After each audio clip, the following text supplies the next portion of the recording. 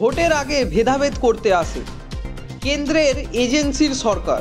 জয়নগর থেকে তীব্র আক্রমণ মমতার। নমস্কার, আপনারা দেখছেন দ্য লোকাল জার্নালিস্ট। আমি বিরাজ চক্রবর্তী আপনাদের সাথে। মমতা বন্দ্যোপাধ্যায় জানান, কেন্দ্র টাকা দেয়নি বলেই বহু মানুষের আবেদন পড়ে রয়েছে। যেদিন টাকা হাতে আসবে নিশ্চিতভাবে সব দিয়ে দেবেন তিনি। প্রশাসনিক সভা থেকে কেন্দ্রকে ফের আক্রমণ বাংলার মুখ্যমন্ত্রী মমতা বন্দ্যোপাধ্যায়। রাজ্যের প্রাপ্য টাকা আটকে রাখা নিয়ে ফের কেন্দ্রীয় সরকারকে নিশানা করলেন তিনি। জানালেন, নির্বাচনের আগে শুধু রাজ্যে এসে ঘোরাঘুরি করেন বিজেপির লোকজন। ধর্মে ধর্মে ভেদাভেদ তৈরির চেষ্টা করেন তারা।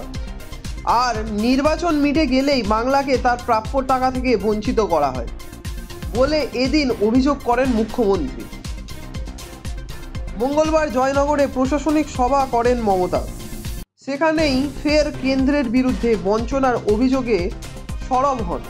এদিন মমতা বলেন, 2011 সাল থেকে পঞ্চায়েত এবং পৌর এলাকা মিলিয়ে 50 লক্ষ মানুষের বাড়ি তৈরি করে দিয়েছি আমরা। কেন্দ্রের কাছ থেকে শুধুমাত্র গৃহ প্রকল্পেরই এখনো পর্যন্ত 29,000 কোটি টাকা পাই। তাই আবেদন করেও এখনো অনেক বাড়ি পাননি। এরা নির্বাচনের সময় শুধু ভোট করতে আসে, ধর্মে ধর্মে ভেদাভেদ ঘটাতে আসে এখানে। তারপর বাংলাকে তার প্রাপ্য টাকা দেয় না। মমতা জানান, তিনি যা বলেন তা করে দেখান। লক্ষ্মী ভাণ্ডার, স্মার্ট কার্ড, কৃষক বন্ধু, বিনামূল্যে রেশনের প্রতিশ্রুতিও দিয়েছিলেন তিনি। আজও তার সুফল পাচ্ছেন বাংলার মানুষ। মানুষের বিপদে আপদে সবসময় তাকে পাশে পাওয়া যাবে বললেন মমতা বন্দ্যোপাধ্যায়। আগে ভিডিওতে দেখে নিন পুরো রিপোর্ট।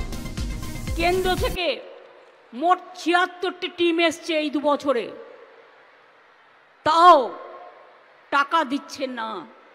আমি রিসেন্টও মিটিং করে এসেছি বাংলার জন্য প্রধানমন্ত্রীর কাছে। তিনি আমাকে বললেন, আমাদের অফিসাররা তাদের অফিসারদের সাথে বসে একটা শর্ট আউট করবে। এ টাকা কাদের টাকা? এটা কেন্দ্রের টাকা নয়। এটা কেন্দ্র কিছু টাকা দেয়, এখান থেকে যেটা তুলে নিয়ে যায় তার শেয়ার দেয়। আর রাজ্যের টাকা বাদ বাকি। আমাদের রাজ্যের সব টাকা এখন দিল্লি তুলে নিয়ে যায়। তো আমাদের টাকা তুলে নিয়ে যাচ্ছ আর আমাদের টাকা তোমরা মানুষকে দেবে না কেন? এটা কখনো হতে পারে কি? এটা হতে পারে? 100 দিনের কাজের গরিব লোকেদের টাকা দেয় না, লজ্জা করে না। ঘর তৈরির টাকা দেয় না, লজ্জা করে না। রাস্তা তৈরির টাকা দেয় না, লজ্জা করে না। বলে সব গেরুয়া রং করতে হবে। আরে গেরুয়া তো সাধুরা পড়ে, আমরা তাদের সম্মান জানাই। কিন্তু কেন বিজেপির কালারে সব কালার হবে কেন? 1 টাকার প্রজেক্টে দিলেও বলছে বিজেপির পার্টির লোগো লাগাতে হবে। আমি গভর্নমেন্ট অফ ইন্ডিয়ার লোগো লাগাতে বাধ্য, পশ্চিমবঙ্গ সরকারের লোগো লাগাতে বাধ্য, আমি পার্টির লোগো লাগাতে বাধ্য নই।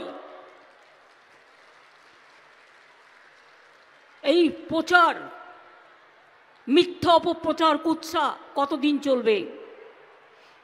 তা সত্ত্বেও মনে রাখবেন, বাংলায় 66,000-এর বেশি প্রকল্প পাড়ায় সমাধানে নেওয়া হয়েছে। বাংলা সহায়তা কেন্দ্র চালু করা হয়েছে। জয়নগর ও আশেপাশে এলাকায় 50টি হেলথ সাব সেন্টার, আরও 4টির কাজ চলছে। পানীয় জলের জন্য এখানে পিএইচই 35টা ওয়াটার সাপ্লাই প্রজেক্ট করছে, যার জন্য খরচ করা হয়েছে 277 কোটি 26 লক্ষ টাকা। বারুইপুর মহকুমা জুড়ে 184টি বড় বড় জল প্রকল্প আমরা করেছি, যার মূল্য প্রায় 4023 কোটি টাকা। মনে রাখবেন, এখানে কর্মতীর্থরও অনেক স্টল আছে।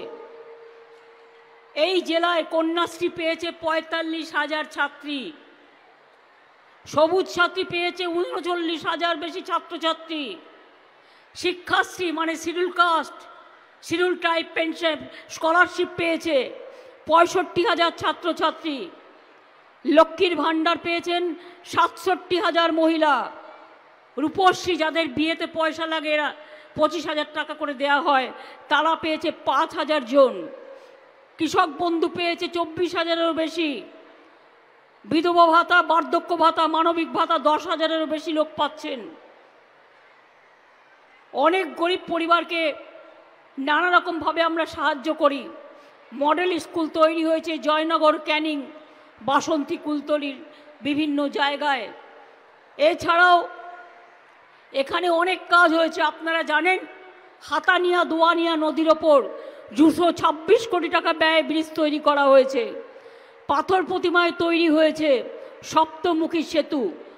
এছাড়া চরিয়াল খাল, আলমপুর খাল, কাটাখালী খাল সহ 9টা বড় বড় ব্রিজ করা হয়েছে এবং 18,000 কিলোমিটার রাস্তার কাজ হয়েছে, যার জন্য খরচ হয়েছে 1200 কোটি টাকা। এছাড়াও অজস্র গ্রামীণ রাস্তা 800 কিলোমিটারের বেশি, সেটা আলাদা খরচ হয়েছে। এই রকমের আরও আপডেটসের জন্য অবশ্যই দেখতে থাকুন দ্য লোকাল জার্নালিস্ট চ্যানেলকে। ধন্যবাদ।